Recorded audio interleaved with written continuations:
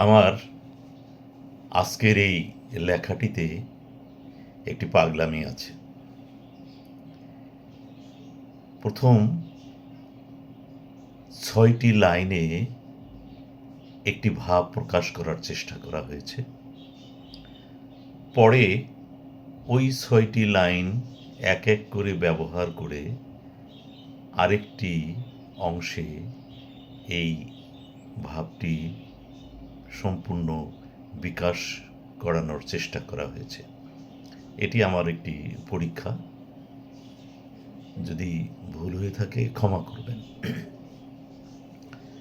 তো আমার আজকের লেখার বিষয়টি হচ্ছে একের ভিতর আরেক। লিখেছি S.A.K. রেজাউল করিম। কেমন করে কার আদেশে আজও একি ভিন্ন বেশে বাধা হারা খুশি যোগে ঘুনে খাওয়া রোগে ভোগে অসাড় দেহে নাই আর পাখি চিরশাস্তি নীল মাখি ডানা মেলে উড়ে চলা দূরাকাশে গায়ে সেই পাখিটা জেঁকে বসে নিথর হাতে পায়ে। কেমন করে কার আদেশে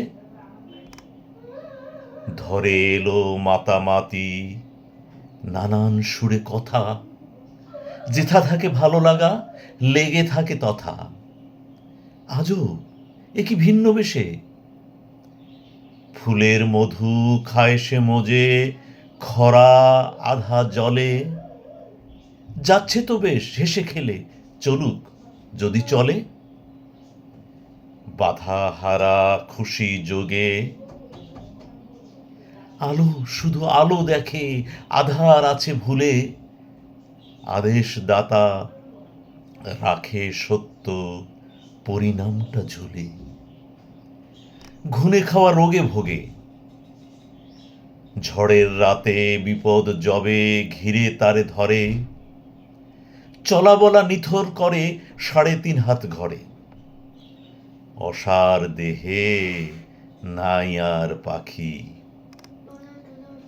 চলচ্চিত্র নিয়ে আসে কি করেছে চাকা আগুন বন্দি হয়ে গেল রহিমউদ্দি কাকা চিরশাস্তি নীল মাখি।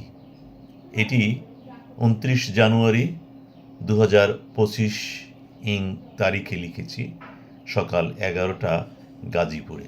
এটি পোস্ট করতে ৪ দিন যদিও দেরি হয়ে গেল ভিন্ন কারণে। ধন্যবাদ।